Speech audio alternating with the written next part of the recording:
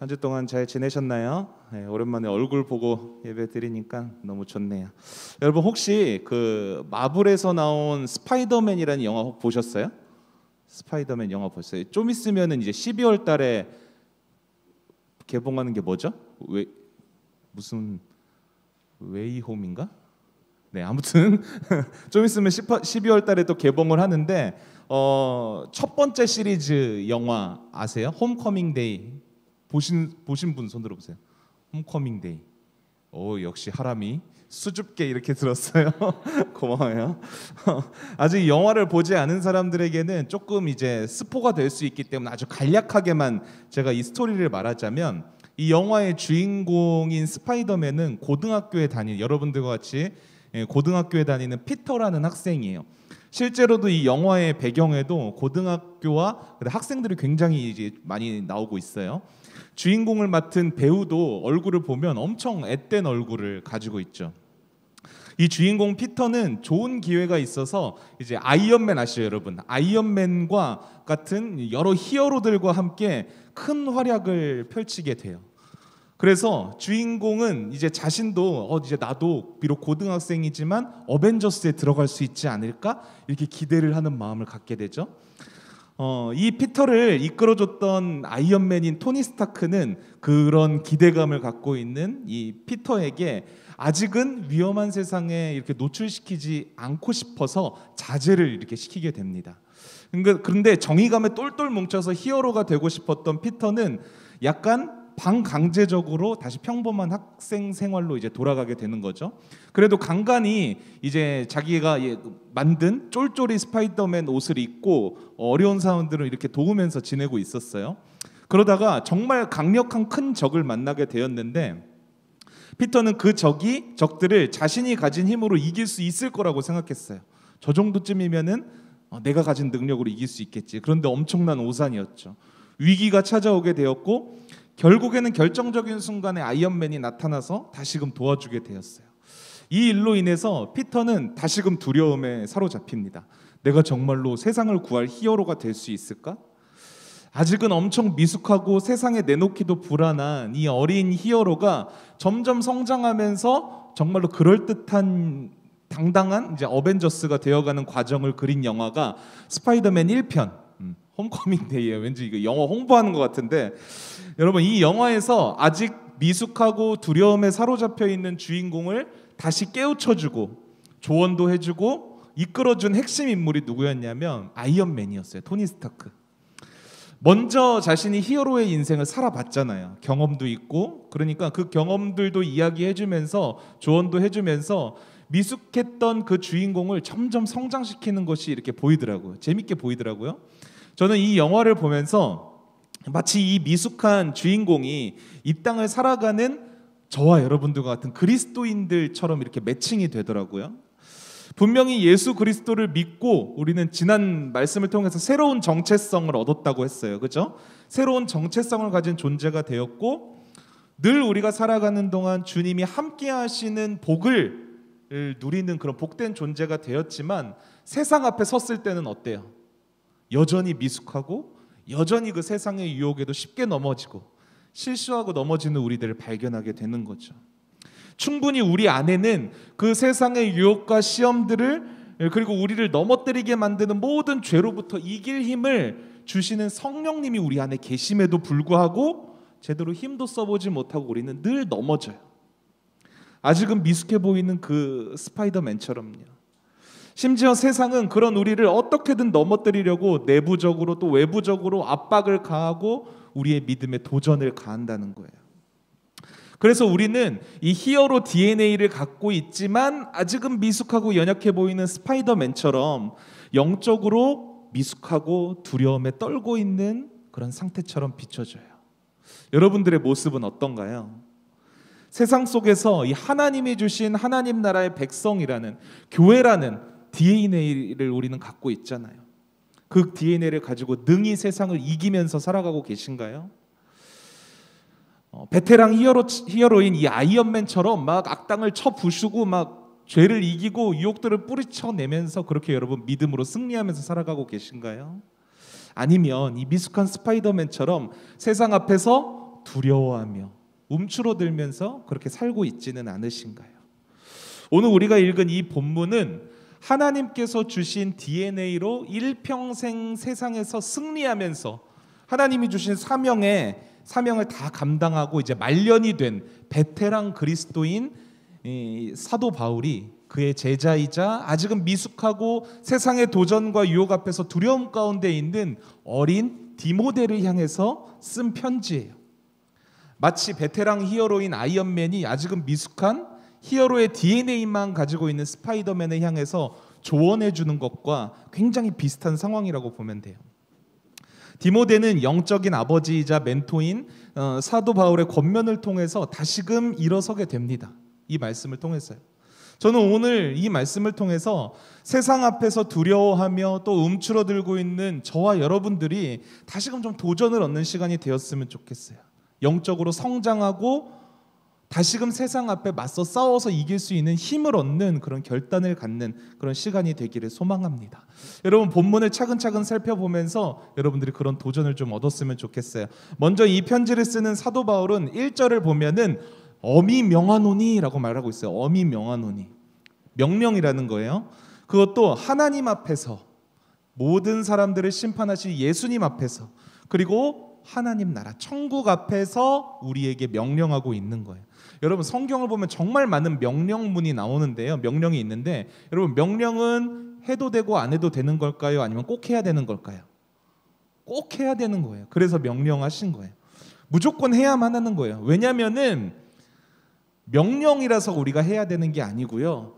하나님께서는 명령하신 것들을 반드시 이루시는 분이기 때문에 우리는 꼭 들어야, 그 명령을 지켜야 한다라는 사실이에요. 여러분, 이걸 꼭 기억했으면 좋겠어요. 왠지 명령이라고 하면은 거부감이 들잖아요. 억지로 해야 되는 느낌이 들잖아요. 그죠? 그런데 하나님의 명령은 그런 게 아니에요. 하나님의 명령은요, 하나님의 선포이고 하나님의 의지예요. 하나님은 선포하시는 대로 반드시 이루시는 분이신 줄을 여러분들이 꼭 믿으시기를 바라요. 이 믿음이 우리에게 있어야만 우리 안에 있는 세상 앞에서 갖는 그 두려움들이 사라질 수 있는 거예요. 여러분, 지금 바울은 세상 앞에서 두려워하며 염려하며 걱정하고 있는 이 미숙한 어린 디모데를 향해서 이렇게 말하고 있어요. 괜찮아. 걱정하지 마. 너의 힘으로 사는 세상이 아니고 너의 능력으로 이길 수 있는 게 아니란다. 세상 앞에서 우리의 힘만 가지고는 실패할 수밖에 없고 절망할 수밖에 없지만 괜찮아. 왜? 하나님이 선포하셨단다. 그것도 하나님 자신과 예수 그리스도와 천국을 두고 하나님이 선포하셨단다. 그러니 너는 세상을 보며 쫄지 않아도 돼. 사랑하는 여러분, 하나님이 일하실 것을 꼭 믿으셨으면 좋겠어요. 여러분들의 몸에 있는 좀 힘을 좀 빼시고요, 하나님께 여러분들의 인생을 맡겨드리세요. 그 하나님이 하시는 일에 우리는 어떻게 하면 되냐면 그냥 믿음으로 순종하고 따라가면 되는 거예요. 명령하셨으니까요. 세상이 아무리 악하고 아무리 강해 보여도 예수 그리스도의 보혈이 그 세상을 이기고도 남는다는 사실을 여러분 꼭 기억했으면 좋겠어요. 이것이 바로 우리에게 오늘 이 명령으로서 권면하신 우리 하나님 아버지의 마음인 거예요. 사도 바울은 이렇게 어린 디모데에게 하나님의 마음을 알려주심과 동시에 2절과 5절에 걸쳐서 그 하나님의 명령이 무엇인지를 9가지의 동사를 써서 알려주고 있어요. 명령하셨다고 했죠? 그 명령이 9가지의 동사를 통해서 나타나는 거예요. 여러분, 동사니까 당연히 우리가 어떻게 해야 되는 거예요? 동사는 뭐예요? 행동해야 되는 거잖아요. 몸으로 움직여야 되는 거예요, 여러분. 여러분, 믿음은 동사예요, 동사. 그냥 믿음이라고 하면 그냥 머릿속에 그냥 떠올리고 믿습니다, 이렇게 의지적으로만 갖는 게 믿음이 아니라 형식과 의지만 있는 게 믿음이 아니고요. 믿음은 동사라는 거예요. 삶이고 행동이라는 거예요. 여러분들 꼭 이것을 기억하시고 이 9가지의 명령을 여러분들이 조금 기억하면서 삶 가운데 좀 붙들어 봤으면 좋겠어요. 그리고 좀 이것을 행동으로 나타나도록 좀 발버둥 쳐보세요. 하나님의 의지와 선포가 여러분들 가운데 그것을 가능하도록 만들 거예요. 여러분, 제가 2절부터 5절까지에 걸쳐서 명령이 기록되어 있다고 했죠. 근데 실제로 명령은 2절과 2절에 5가지가 기록되어 있고요. 5절에 4가지가 기록되어 있어요. 그럼 중간에 3절과 4절이 남게 되는 거죠. 그죠? 이 3절과 4절을 보면 특이하게도 예수를 믿지 않는 세상 사람들의 모습을 기록하고 있어요. 세상 사람들의 모습. 여러분, 사도 바울이 왜 이런 식으로 글을 썼을까요? 보통 글을 쓸 때에 여러분들 글을 쓸 때 어떻게 해요? 한 주제를 가지고 쭉 쓰고 그 다음 주제를 가지고 쭉 쓰고 이렇게 주제별로 이렇게 쓰잖아요. 근데 사도 바울은 명령을 몇 절이라고 했죠? 2절에서 5가지를 쭉 나열한 후에 끝난 줄 알았는데 중간에 갑자기 세상 사람들이 어떻게 사는가 3절 4절을 삽입해서 넣었어요. 그리고 5절에 또다시 명령을 4가지를 쭉 기록해요. 이상하지 않아요? 왜 이렇게 썼을까요? 사도 바울은 하나님의 명령 사이에 세상의 모습을 끼워 넣었다는 거예요. 여러분 이런 식으로 글을 쓴 거는 뭔가 의도가 있다는 거겠죠? 여러분, 이 문장의 구조를 보면요, 세상 앞에 두려워하는 디모데의 마음을 헤아리는 사도 바울의 의도가 담겨 있어요. 여러분, 다시 한번 보세요. 어떻게 보면 하나님의 명령 사이에 세상의 모습이 끼워져 있는 것 같지만 뒤집어서 생각해 본다면 디모데가 두려워하는 그 세상의 모습을 뭘로 둘러싸고 있어요? 하나님의 명령으로 둘러싸고 있는 거예요. 에워싸고 있는 거예요. 이 구조로 글이 쓰여 있다는 거예요. 이게 무슨 뜻이냐면 하나님의 그 명령을 붙들고 지키고 그대로 살아가는 하나님의 사람이 이 세상을 넉넉히 끌어안을 수 있다. 품어낼 수 있다. 이것을 말하고 있는 거예요. 여러분, 세상을 두려워하지 마세요. 세상은 우리가 두려워해야 될 대상이 아니라 우리가 부딪혀서 넘어지는 대상이 아니라 이 세상은요, 그리스도인들이 끌어안고 품어야 하는 대상이라는 거예요. 그런데 여러분, 어떻게 그게 가능해요? 하나님의 명령을 살아낼 때에 가능하다는 것을 말해주고 있어요. 그러면 세상의 모습은 어떤지 우리 3절 4절 한번 볼까요? 3절 4절을 보면은 바른 교훈을 받지 않는데요. 하나님의 말씀을 전혀 듣지 않는다는 거예요. 세상 사람들은. 그리고 또 귀가 가렵다고 해요. 이것은 듣고 싶은 대로만 듣는 거예요. 이게 가려워서 긁는 게 아니고 가린다라는 거예요. 뭐 친구를 가려서 사귄다 이러잖아요. 그러니까 귀를 가려서 이렇게 듣는 거예요. 듣고 싶은 것만. 그리고 또 자기가 필요한 것에만 민감하게 반응한다라는 뜻이에요. 또한 자기의 사욕을 따른대요. 여러분, 이 자기의 사욕을 따른다라는 게 이 세상의 대표적인 특징이에요. 한마디로 여러분, 사람은 하나님이 창조하실 때 어떻게 창조했어요? 하나님을 사랑하는 존재로 창조를 하셨어요. 그렇게 하나님을 사랑해야 할 존재가 누구를 사랑하게 되냐면 자기 자신을 사랑하게 되었다는 거예요. 여러분, 요즘 세상을 보면은 자기 자신을 향한 연민과 자기 자신을 향한 정당성을 부여하기에 굉장히 급급한 모습을 쉽게 발견할 수 있어요. 자기가 선택해서 게으르게 살아놓고선 요즘에 그런 책들 많죠. 열심히 살지 않아도 괜찮아. 여러분, 책 제목 본 적 있어요? 여러분, 이런 제목으로 현혹되지 마세요. 이거는 자기를 그냥 위로하는 말이에요. 정당하게 자신을 포장하는 말이에요. 내용은 제가 읽어보지 않아서 뭐 책을 비난하는 건 아니지만 그 말 자체는 어떤 말이냐면은 자신이 선택해서 게으르게 살아놓고 자신을 위로하는 말이에요. 정당하게 포장하는 모습이죠. 여러분, 아담과 하와가 선악과를 따먹고 하나님의 명령을 어긴 사건을 한번 생각해 보세요. 그 불순종의 근본적인 원인이 어디 있었어요? 하나님처럼 되고 싶어서 먹은 거예요. 하나님처럼. 하나님을 사랑하는 존재로서 살아가는 게 아니라 하나님처럼 되고 싶다는 건 뭐예요? 나를 사랑한다는 거죠. 나를. 그래서 여러분, 이 세상에 존재하는 모든 죄악들은요, 그 근본적인 죄의 원인을 따지고 들어가 보면은 자기 사랑에 있는 거예요. 자기 사랑. 아무리 선한 일을 할지라도 여러분, 그 동기가 자기 사랑에서 시작된 일이라면 그거는 하나님을 등진 자들과 같다. 사도 바울은 이거를 말하고 있는 거예요. 여러분, 바울이 소개하는 세상을 한번 보세요. 세상의 모습을 한번 보세요. 3절 4절을 여러분 집에 가서 다시 한번 묵상해 보세요. 얼마나 불쌍한 존재들이에요. 그죠? 하나님을 등진 세상은 한낱 허무한 인생을 사는 존재들이라는 거예요. 우리가 이런 세상 앞에서 왜 두려워해야 됩니까? 우리가 두려워해야 될 대상이 아니라는 거죠. 오히려 이 불쌍한 사람들이 하나님을 만날 수 있도록 그래서 우리처럼 새롭게 변화된 존재로 살아갈 수 있도록 우리는 도와야 된다라는 거예요. 이 세상을 끌어안고 품어야 되는 그런 대상이라는 거죠.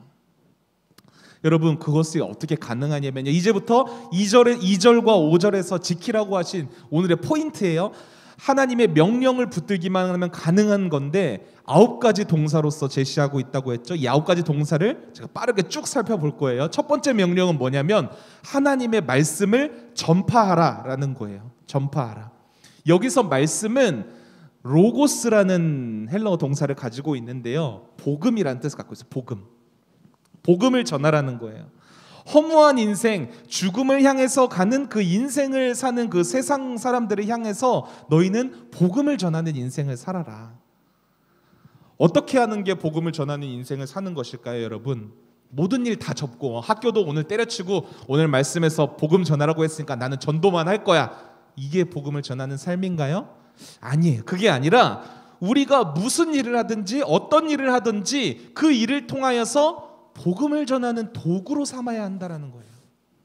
특별히 꿈과 비전을 위해서 기도하는 여러분들은 여러분들이 어떤 직업을 목표로 삼든지 그 직업 자체가 목표가 되어서는 안 된다는 거예요. 그 직업이 복음을 전하는 통로가 되어서 여러분들이 선택하는 그 직업을 통해서 예수 그리스도를 높이며 이 세상 사람들이 예수님을 바라볼 수 있는, 예수님을 드러내는데 그 쓰임받는 것이 목표가 되어야 한다는 거예요. 그래서 여러분들이 꿈과 비전을 가질 때 내가 이 직업을 가졌을 때 정말로 세상 사람들에게 예수 그리스도를 전할 수 있을까? 선한 영향력을 미칠 수, 이거를 고려해야 된다는 거예요. 여러분, 두 번째 명령은 뭐예요? 항상 힘쓰라. 이 힘쓰다라는 단어에 숨겨진 뜻이 있는데요, 공격하다라는 의미가 담겨 있어요. 공격하다. 그러니까 우리는 공격하는 자세로, 매우 적극적인 자세로 세상 앞에 서라는 거예요. 세상에 만연해 있는 그 어둠의 영을 꿰뚫어 보아라. 이 세상에 있는 근본적인 죄의 원인을 너희들은 적극적인 자세로 꿰뚫어 보아라. 이런 뜻이에요. 세 번째 명령은 뭐냐면 경책하라라는 말이에요. 이것은 뭐냐면은 정신 좀 차려라라는 뜻이에요. 정신 좀 차려라.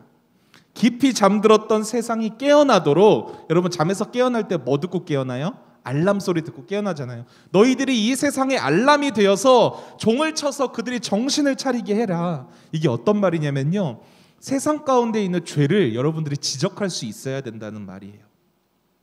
요즘 들어서 분명히 죄악임에도 불구하고 이것은 문화야, 문화라고 치부하면서 쉬쉬해온 일들이 얼마나 많은지 몰라요. 여러분, 그것을 정확하게 죄라고 말해줄 수 있어야 한다는 거예요, 그리스도인들은. 여러분, 이 말은 세상 사람들은 너 죄인이야 이렇게 정죄하라는 말이 아니고요, 그들 안에 감추어져 있는 죄를 들춰내는 데서 그쳐서도 안 되고요, 그 죄를 어떻게 하냐면 죄라고 정확하게 말하면서 그 죄에 빠져들고 있는 사람들을 그냥 내버려두는 게 아니라 그리스도께로 인도하는 데까지 우리는 해야 된다는 거예요. 그냥 너 죄인이야, 너 죄인이니까 너랑 같이 안 놀아, 여러분 이거는 정죄하는 거고요. 그것은 죄야.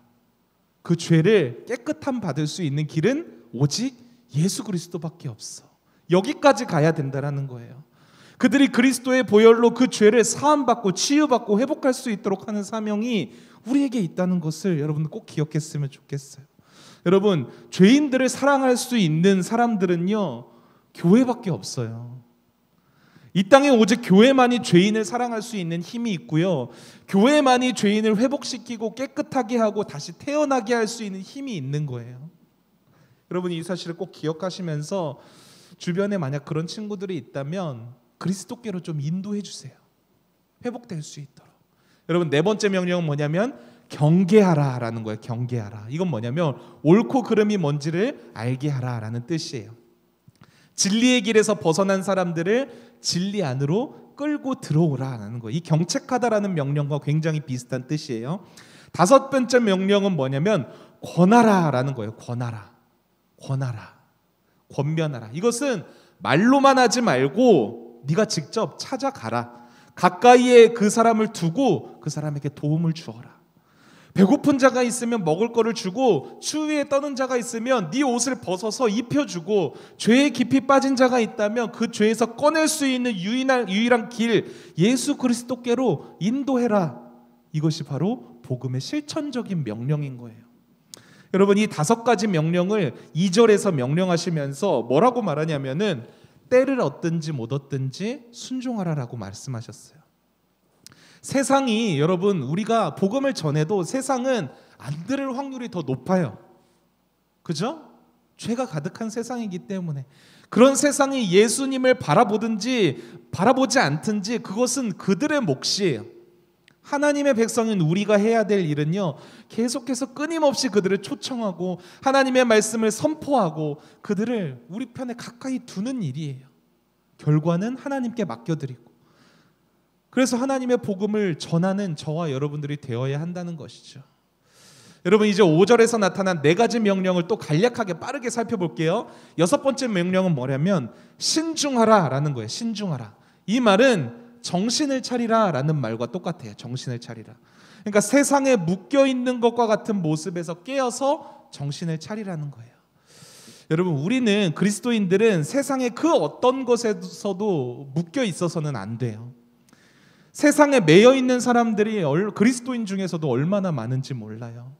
게임에 매여 있고, 돈에 매여 있고, 술에 매여 있고, 아이돌에 매여 있고, 어떤 세상 문화에 매여서 그것에 매여서 종처럼 살고 있는 사람들이 얼마나 많은지 몰라요. 여러분, 이런 거를 세상 말로 뭐라고 해요? 중독이라고 해요. 중독. 하나님의 사람은요, 어디에도 매여 있어서는 안 돼요. 여러분, 7번째 명령은 뭐예요? 고난을 받으라 라는 거예요. 고난을 받으라. 싫죠. 고난받기 싫잖아요. 그죠? 여러분, 인생 살면서 고난은 무조건 피하면서 살고 싶어요. 누구나. 힘든 일 안 겪고 싶잖아요. 그런데 하나님은 우리에게 고난을 받으라고 하세요. 이 말이 뭐예요?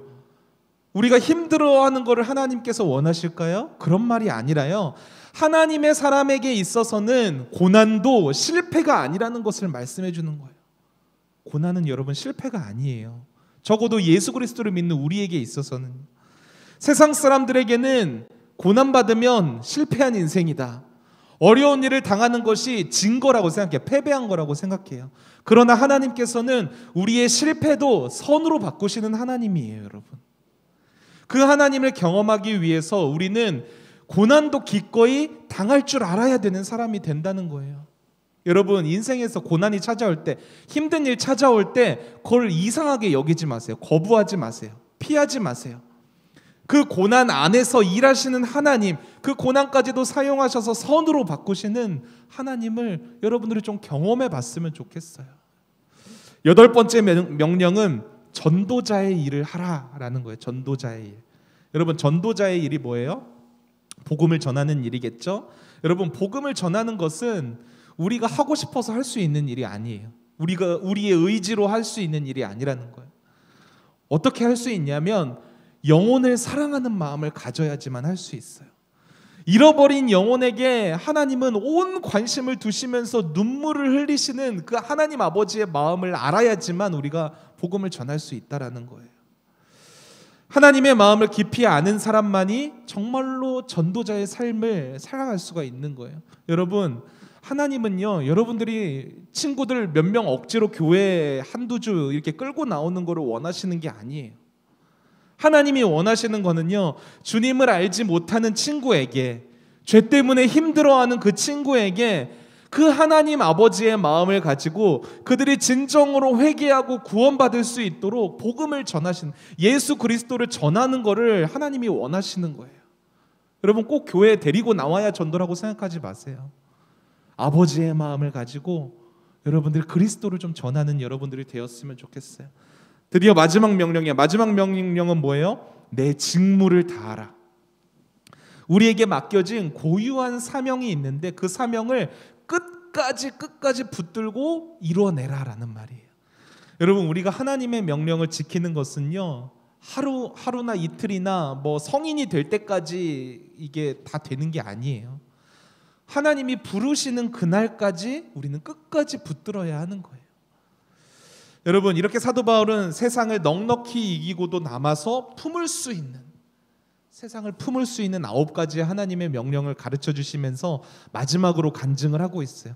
이 간증은 바울이 일평생 살아오면서 직접 살아온 모든 그의 인생을 바탕으로 고백하고 있는 거예요. 그러니까 이 땅에서 모든 사명을 다하고 이제 하나님의 부르심을 받아서 하나님께로 갈 노사도가 앞으로 사명의 길을 이제 살아야 할, 달려나가야 할 미숙하고 어린 디모데를 향해서, 그리고 저와 여러분들을 향해서 권면하고 있는 거예요. 여러분 6절과 8절, 6절부터 8절까지 말씀인데요, 이 말씀 굉장히 중요한 말씀이니까 같이 한번 읽어보도록 하겠습니다. 6절부터 8절까지 시작. 전제와 같이 내가 벌써 부어지고 나의 떠날 시각이 가까웠도다. 나는 선한 싸움을 싸우고 나의 달려갈 길을 마치고 믿음을 지켰으니 이제 후로는 나를 위하여 의의 면류관이 예비되었으므로 주 곧 의로우신 재판장이 그날에 내게 주실 것이며 내게만 아니라 주의 나타나심을 사모하는 모든 자에게도니라. 여러분, 바울은 평생 동안 자신이 전제처럼 부어졌다고 했어요. 전제가 무엇일까요? 제사의 한 가지 방법인데요, 그 모든 것을 다 부어서 드리는 제사를 말해요. 그러니까 이 고백의 뜻이 뭐예요? 자신의 인생 전체가 다 온전히 하나님께 드려졌다라는 거예요. 전혀 아쉬움을 남긴 그런 삶을 살지 않았다라는 고백인 거죠. 그리고 또 뭐라고 말해? 나는 선한 싸움을 마쳤다.